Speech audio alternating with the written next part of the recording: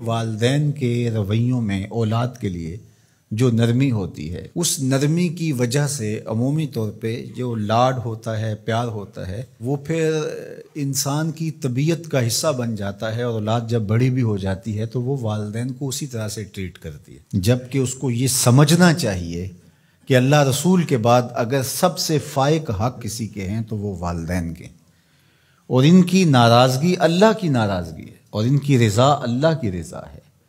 ان کو خوش کر دینا اللہ کو راضی کر دینے کے مترادف ہے، اور ان کو ناراض کرنا اللہ کو ناراض کرنے کے مترادف ہے۔ اور یہ بات ذہن میں رکھیے گا کہ اگر والدین راضی نہیں ہیں تو رب بھی راضی نہیں ہے۔ اللہ کی رضا نصیب ہی نہیں ہو سکتی۔ آپ کے عمل، آپ کی محنتیں، آپ کے سجدے اور آپ کی عبادتیں، ریاستیں، چلہ کشیاں، یہ کچھ کام نہیں آتی اگر والدین راضی نہ ہوں۔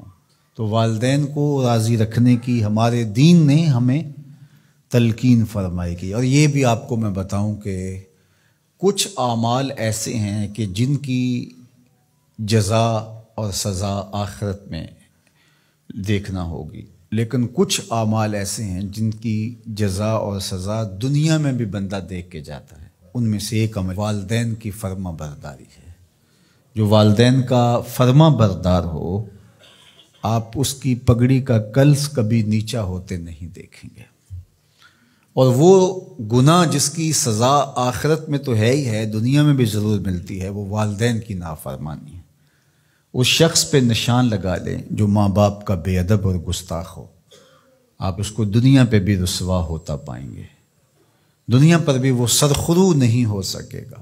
دنیا کے اوپر جتنے لوگ بھی سرخرو ہوئے ہیں، کامیاب ہوئے ہیں، چاہے وہ مسلمان ہیں چاہے وہ کافر ہیں، آپ اگر ان کی تاریخ پڑھیں تو آپ کو نظر آئے گا کہ ان کے پیچھے ان کے والدین کی دعائیں ہیں۔ اگر والدین کی دعائیں نصیب ہیں تو انسان سرخرو ہوتا ہے، اور اگر والدین کی دعائیں حاصل نہیں ہو پاتی تو محنتیں بھی انسان کی اکاد چلی جاتی ہیں۔ تو یہ وہ نیکی ہے، یہ وہ عمل ہے کہ جس کا صلہ دنیا میں بھی اور آخرت میں بھی ملتا ہے، اور یہ بدعملی والدین کی نافرمانی ایسا جرم ہے کہ جس کی سزا دنیا میں تو ہے ہی ہے، آخرت میں بھی، اور دنیا میں دونوں میں اس کو جو ہے وہ حاصل کرنا پڑتی ہے۔ والدین نیکوکار ہوں، صالح ہوں، پاکیزہ عمل ہوں تو ان کی تو عزت اولاد کرے گی ہی کرے گی۔ والدین برے ہی کیوں نہ ہوں، یا والدین بہت گناہ گار ہیں، شرابی ہیں اور بدکار ہیں اور اعمال بد ہیں، تو ان کی توہین نہیں کی جائے گی، اور اس بد اعمالی کی وجہ سے ان کے لیے دعائے خیر کی جائے گی۔ حتیٰ کہ والدین کافر بھی ہوں تو ان کا کفر اپنی جگہ پہ، لیکن اولاد ان کافر والدین کی بھی توہین نہیں کرے گی، ان کے ساتھ وہ حسن سلوک کرے گی والدین ہونے کے ناطے سے۔ اور نیکوکار ہوں، صالح ہوں تو پھر ان کے تو حقوق اور زیادہ عائد ہو جاتے ہیں۔ تو ماں باپ کے ساتھ ہمیں حسن سلوک کرنے کی تلقین کی گئی ہے۔ اچھا، یہاں اولاد کے لیے کبھی مسئلہ بن جاتا ہے، ماں کچھ اور کہہ رہی ہوتی ہے اور باپ کچھ اور کہہ رہا ہوتا ہے۔ اب اولاد کس کی اطاعت کرے؟ ماں کا حکم الگ ہوتا ہے اور باپ کا حکم اس سے مختلف ہوتا ہے۔ دونوں کے حکموں کو ساتھ لے کر اولاد نہیں چل پاتی۔ اب کیا کرے؟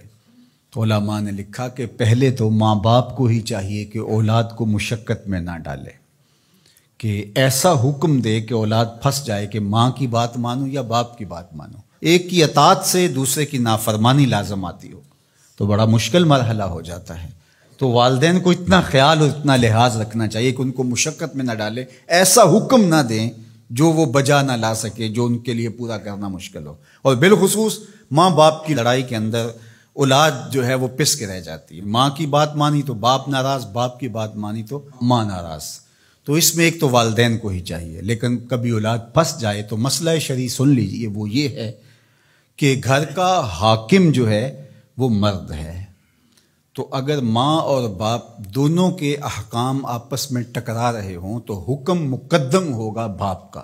تو اولاد کے ذمے باپ کے حکم کو ماننا ضروری ہے، لیکن خدمت میں مقدم ہوگی ماں۔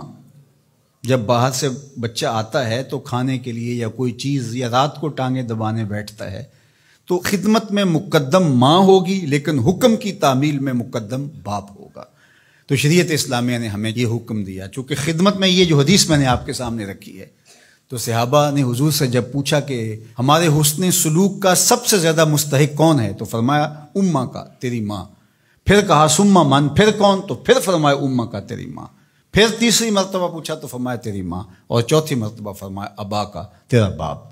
تو اس اعتبار سے خدمت میں ماں مقدم ہے لیکن تعمیل حکم میں باپ مقدم ہے۔ تو باپ اور ماں یہ اللہ کی رحمتوں کے دو روپ ہیں۔ اللہ نے باپ کے سینے کے اندر بھی ایک اولاد کے لیے محبت کا جہاں آباد کیا ہے، اور ماں کی ممتا اور ماں کا پیار اور ماں کی الفت، یہ تو ایک کائنات ہی الگ ہے۔